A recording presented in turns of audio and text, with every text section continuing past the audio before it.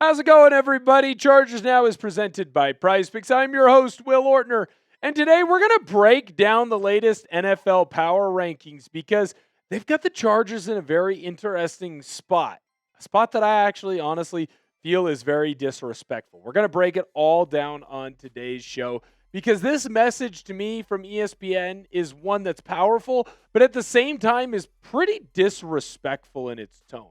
When I look at the Los Angeles Chargers, this is a team that should be in the top 10 of the NFL power rankings going into the year. On paper, this is a team that's competing for the AFC West title, the AFC title, and I think the Super Bowl title. But they're not getting the love that they deserve. I'll show you why in just a second. But first, you're going to hit that sub button on today's video. We are in a sub battle for the entire month of May with the rest of the AFC West. Hit that subscribe button now. You don't want to miss out on any Chargers news, rumors, updates, and you just like hanging out with me and producer Searle. So hit that sub button, and we'll keep you covered on everything you need to know. So we've got 15 through 11 here on ESPN's latest power rankings, and you're going to notice that our Los Angeles Chargers are right there at 14 behind the Kansas City Chiefs, who, I don't know if you know this, their quarterback is still rehabbing through the entire season.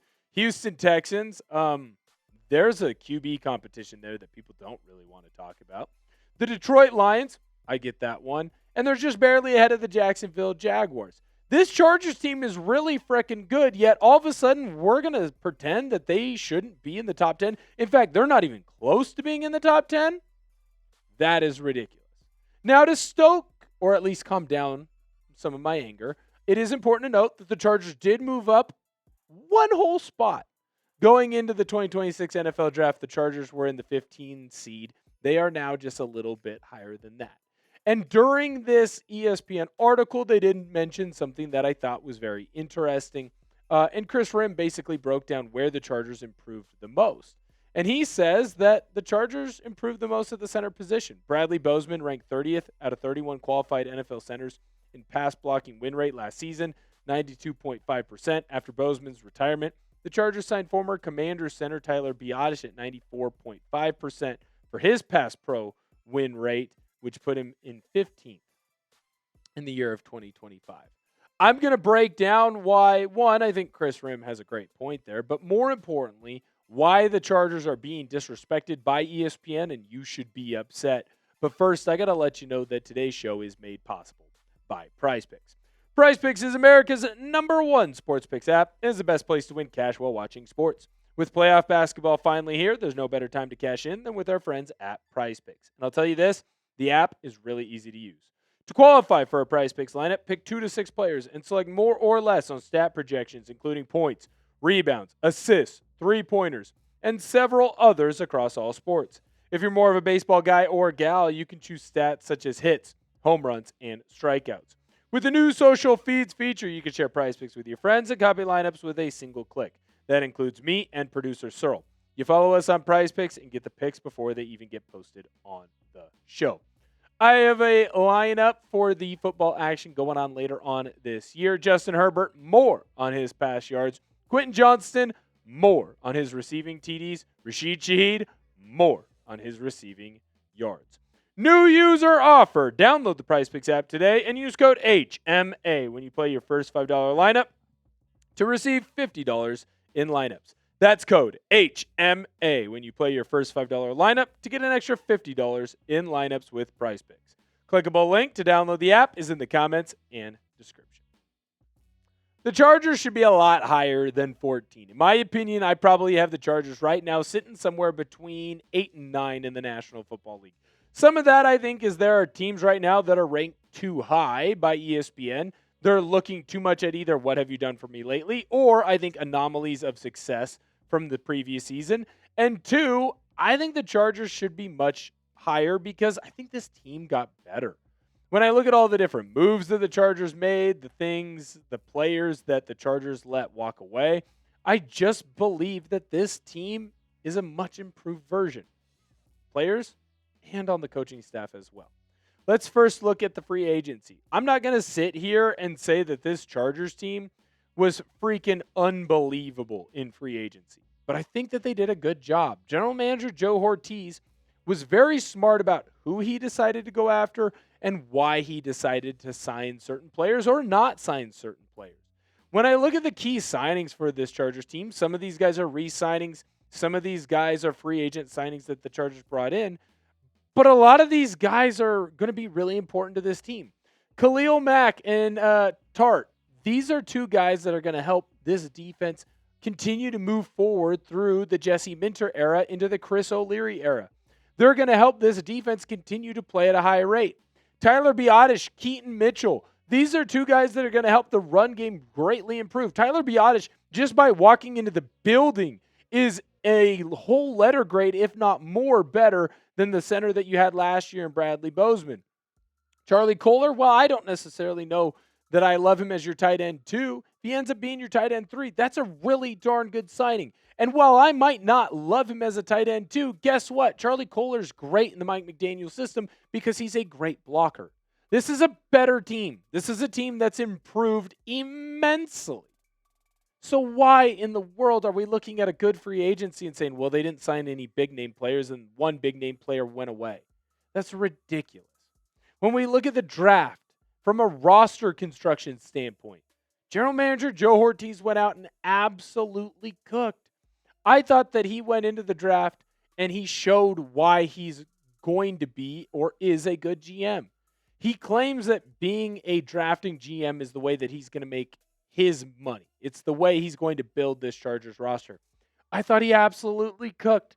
There isn't a player on this first list here between Mesidor, Slaughter, Thompson, and Burke that will not help this team immediately.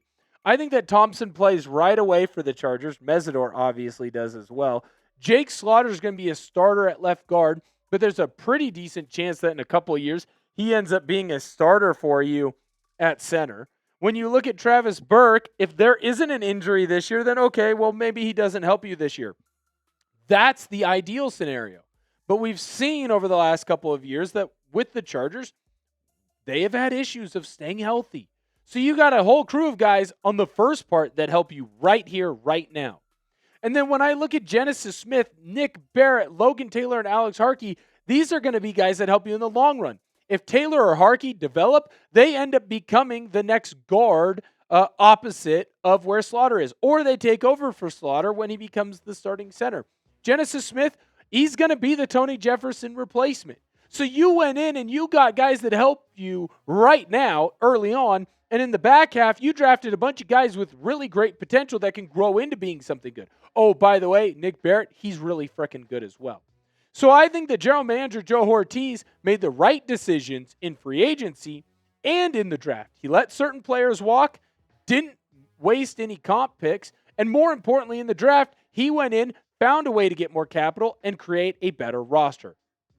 I believe that this was a great offseason for the Chargers. Do you agree with me?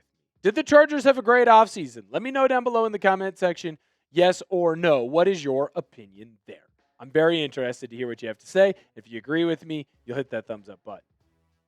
I think you have a better offensive coordinator now. Let's just be honest. The upgrade from McDaniel, or from Roman to McDaniel, it's immense. Man, I'd make the argument that you might get the best version of McDaniel as well. I was listening to Pardon My Take podcast, and his great friend Dan Soder was on there. And he's saying that right now McDaniel, it kind of gave the vibe that that dude felt slighted. Almost a little bit offended by how the Miami Dolphins treated him. The fact that they were making him the scapegoat, the fact that they were saying he is one of the main reasons why that team was good is bull.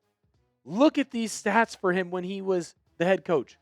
They were top 10 in every major category. Yards per game, points per game, passing yards per game, completion percentage, red zone, scoring. Top 10 in everything. Now I'm getting a version of him where he's pissed off because other people were talking negatively on him. Yeah, I feel pretty good about what Mike McDaniel is going to be able to do for this Chargers team. He was already a great offensive coordinator. Now you're going to get the best version of him. Offensive line-wise, it's a better O-line, top to bottom. Look, I understand that there were a lot of injuries last year, and that kind of led to the offensive line not being as great.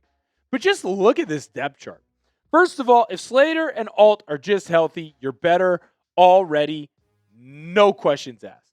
Biadasz, I understand that he's an average to slightly above average center in the National Football League. You had almost the worst center in the National Football League. So you got improvement there. Jake Slaughter, he's being talked about as the best center in the draft by your head coach, Jim Harbaugh. And look, I'm not the biggest fan of Cole Strange. It's still an upgrade over whatever the heck Mekhi Becton was. So you look at that offensive line top to bottom, plus you've got guys like Burke, Taylor, Harkey, Penning, Pipkins. These are now backups on this team that only add into the depth. Last year, Justin Herbert put the team on his back in the regular season.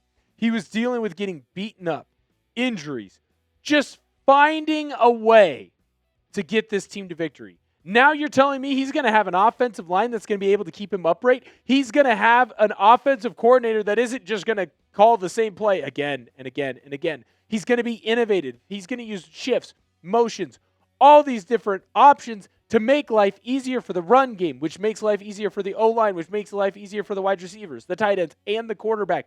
This offense is going to be better top to bottom.